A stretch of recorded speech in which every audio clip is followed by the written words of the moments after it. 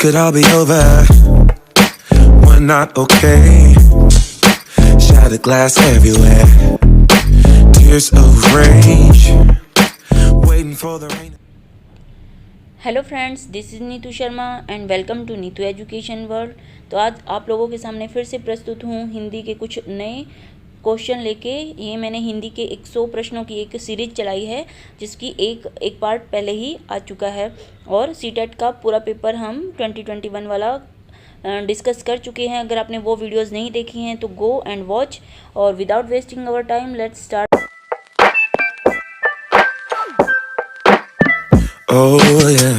The video. तो question number 136, भाषा के आकलन का अर्थ है।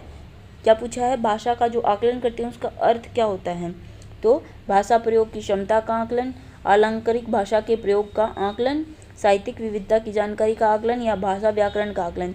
तो जब भाषा का आकलन करते हैं ना हम उसकी व्याकरण का आकलन करते हैं, ना ही उसको साहित्यिक विधाओं का कितनी जानकारी है उसका आकलन करते हैं, और न ही हम अलंकारिक भाषा के प्रयोग का आकलन करते हैं। हम देखते हैं कि उसको भाषा प्रयोग की क्षमता का आकलन मीन्स वो भाषा को किस तरह से प्रयोग कर सकता है, उस क्षमता का हम आकलन करते हैं। तो ये हमारा सही आंसर हो जाएगा। उसके बाद है हमारे पास प्रश्न नंबर 137, बच्चों की लेखन क्षमता का आकलन करते समय आप सर्वाधिक महत्वपूर्ण किसे मानते हैं?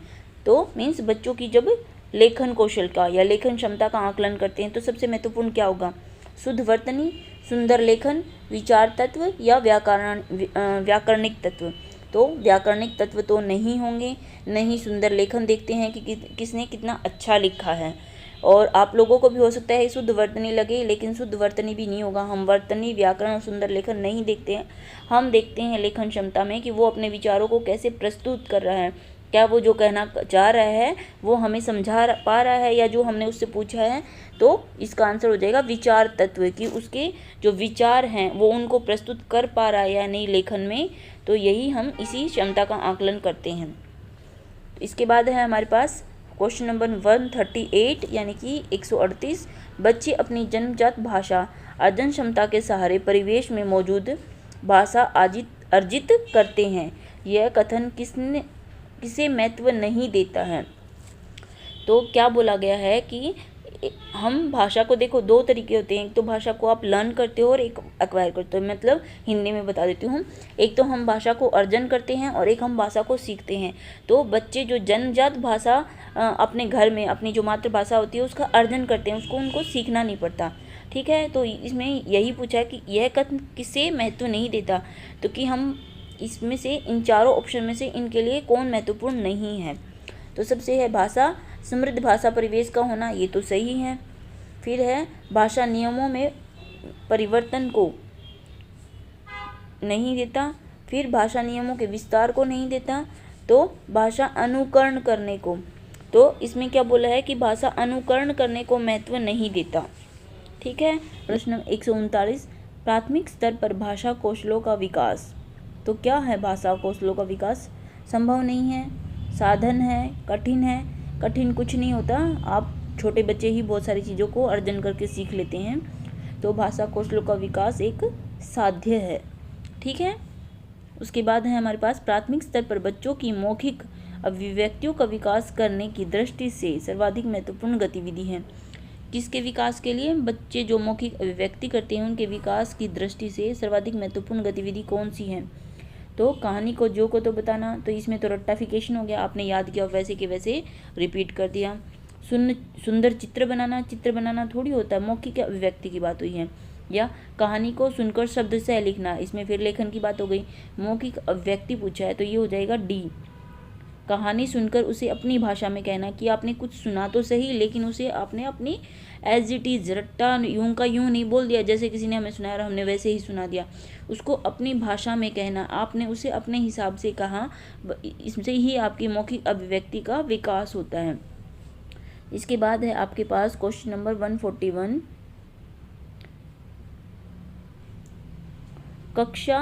पहली कक्षा में पढ़ने वाली रोशनी लिखते समय अपनी मातृभाषा के शब्दों का प्रयोग करती है।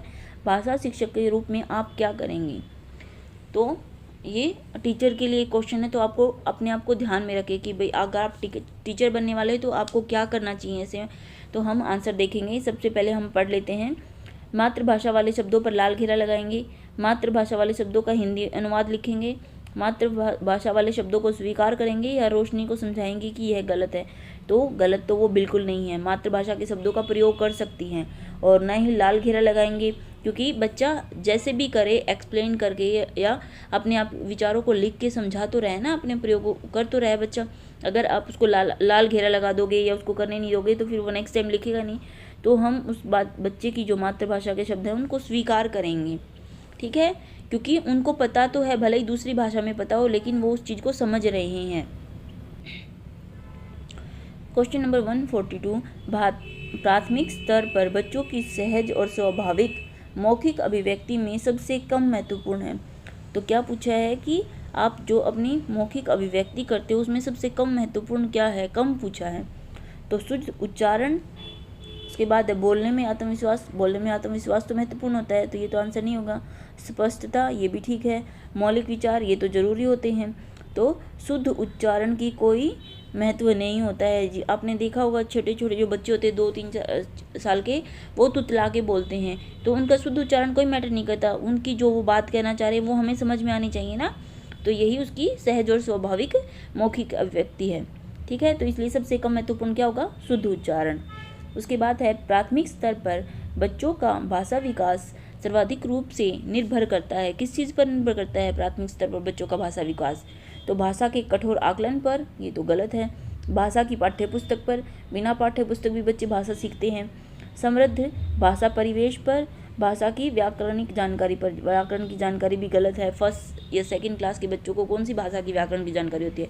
तो समृद्ध भाषा परिवेश पर, कि उनके आसपास का जो एनवायरनमेंट है वो समृद्ध होना चाहिए भाषा के रूप से, तो फिर वो उनको उनके विकास में बहुत निर्भर करता है बच्चे उस पर, और वो विकास करने में हेल्प भी करता है। उनका जो एक अच्छा एनवायरनमेंट होता है, भाषिक एनवायरनमेंट या समृद्ध भाषा परिवेश बोल सकते हो। उसके बाद है आपके पास क्वेश्चन नंबर 144, डैश वेट खाली स्थान है दे रखा है आपको। डैश वाले बच्चों को मुख्यतः लिखने में कठिनाई का सामना करना पड़ता है। तो ये लर्निंग डिसेबिलिटी वाला क्वेश्चन है आपके पास, जो अलग अलग होती हैं। तो लिखने वाले बच्चों में एक बार इनको पढ़ लेते हैं और देख लेते हैं किसमें क्या होता है। तो डिस्ग्राफिया, ग्राफिया से वही होता है ग्राफ लिखने वाला। फिर डिसकैलकुलिया, कैलकुलेशन क्या होती है, मैथमेटिक्स। तो जिनको मैथ में प्रॉब्लम होती है उनके लिए डिसकैलकुलिया। डिसलेक्सिया, डिसलेक्सिया होता है आपके बच्चों को रीडिंग में, और वो डी बी वाला चक्कर होता है ना, डी को बी पढ़ते, बी को डी, डब्ल्यू को एम पढ़ते हैं, ऐसे वाले, वो वाली जो मिस्टेक होती हैं वो डिसलेक्सिया में आती हैं। अफेजिया भी एक अलग होती है। तो इसमें यहाँ पे आ जाएगा जिनको लिखने में कठिनाई होती है वो होता है डिसग्राफिया, ठीक है। उसके बाद है क्वेश्चन नंबर 145, प्राथमिक स्तर पर भाषा शिक्षण का उद्देश्य है। तो प्राथमिक स्तर पर भाषा शिक्षण का उद्देश्य क्या होता है? विषय सामग्री के माध्यम से केवल कठिन शब्दों के अर्थ जानना, फिर दूसरे के विचारों को शब्दशः दोहराने मात्र की कुशलता, पठन के द्वारा ज्ञानार्जन व आनंद प्राप्ति में समर्थ बनाना, और विभिन्न साहित्यिक विधाओं में रचनाओं और रचनाकारों के नाम याद रखना। छोटी कक्षाओं में बच्चा को कहाँ साहित्यकारों के, रचनाकारों के नाम पता ही नहीं होते, तो याद क्या रखना होता है। तो भाषा शिक्षण का उद्देश्य क्या होता है हमारा, कि जो भी वो पढ़ रहे हैं उससे वो अपने ज्ञान को बढ़ाएं, और दूसरा कि वो आनंद प्राप्ति में समर्थ बनाना, मीन्स उनको आनंद आए उसको पढ़ के और उनके ज्ञान में बढ़ोतरी हो, यही हमारा उद्देश्य होता है भाषा शिक्षण का। क्वेश्चन नंबर 146, प्राथमिक स्तर की पाठ्यपुस्तकों में विषय वस्तु का फलक डैश हो जिसमें डैश के सरोकार झलकते हों। तो विषय वस्तु का फलक क्या होना चाहिए, विस्तृत होना चाहिए, ठीक है। जो भी विषय वस्तु है वो विस्तृत होनी चाहिए और जिसमें समाज के सरोकार झलकते हों। तभी तो बोलते हैं ना कि हम जो भी सीखते हैं उसको हमारी डेली लाइफ से जोड़कर, हमारे समाज से, जीवन से जोड़कर सीखना चाहिए, ताकि वो हम वहाँ पे यूज कर सकें। तो इसका आंसर हो जाएगा ए, विस्तृत और समाज। इसके बाद है क्वेश्चन नंबर 147, भाषा वैज्ञानिक दृष्टि से भाषा और बोली में तो क्या अंतर पूछा है, या फिर पूछा है कि अंतर होता है या नहीं होता है। तो जो वैज्ञानिक दृष्टि से भाषा और बोली में अंतर होता है या नहीं होता है? तो क्या होता है? अंतर होता है। आंशिक संबंध होता है, आंशिक संबंध नहीं होता, या अंतर नहीं होता। तो भाषा वैज्ञानिक दृष्टि से भाषा और बोली में कोई अंतर नहीं होता है। वो दोनों ही क्या करने के लिए, आपकी अभिव्यक्ति करने के लिए ही प्रयोग की जाती हैं, चाहे वो आपकी भाषा हो, चाहे वो आपकी बोली हो।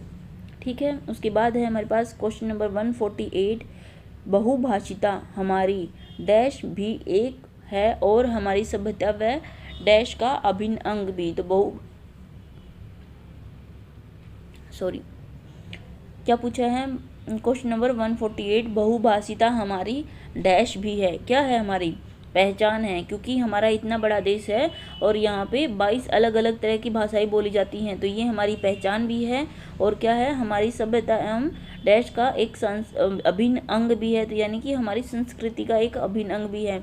तो भी इसका सही ऑप्शन होगा कि ये हमारी पहचान भी है और हमारी संस्कृति का, सभ्यता का एक अभिन्न अंग भी है। उसके बाद है हमारे पास क्वेश्चन नंबर 149, एक 3 साल के बच्चे में किसी भी ऐसे विषय पर अच्छी तरह से बातचीत की जा सकती है जो उसके डैश के दायरे में अंदर आता है, या डैश के दायरे के अंदर आता है। तो कौन से दायरे के अंदर आता है? भौगोलिक दायरा बच्चे का क्या होता है? भावनात्मक, ये भी नहीं होगा। विद्यालय में 3 साल का बच्चा कई बार तो जाना भी शुरू नहीं करता है, तो ये भी नहीं होगा। तो संज्ञानात्मक, जो उसका संज्ञान है, जहाँ तक उसकी समझ है, उसकी कॉग्निटिव डेवलपमेंट है, उसके दायरे में अगर हम रह के उससे कोई बातचीत करते हैं या ऐसे विषय पर उससे पूछते हैं, तो वो उस विषय पर अच्छी तरह से बातचीत कर सकता है। इसके बाद है हमारे पास 150 और आज का आखिरी क्वेश्चन, विश्व की सभी भाषाएं क्या हैं?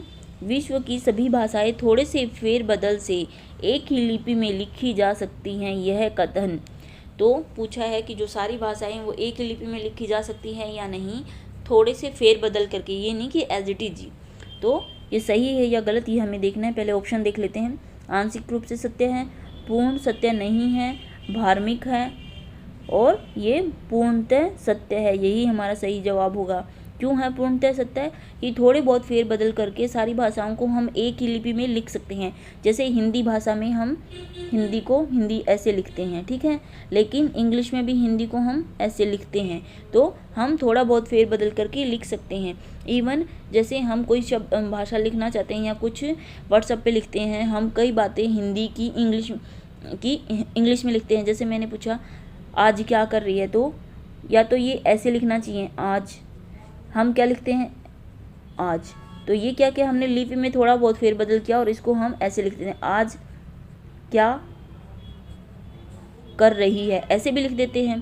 तो ये हम थोड़ा सा लिपि में क्या बोलते हैं, जो भी भाषाएं हैं उनमें थोड़ा बहुत फेरबदल करके एक ही लिपि में लिख सकते हैं।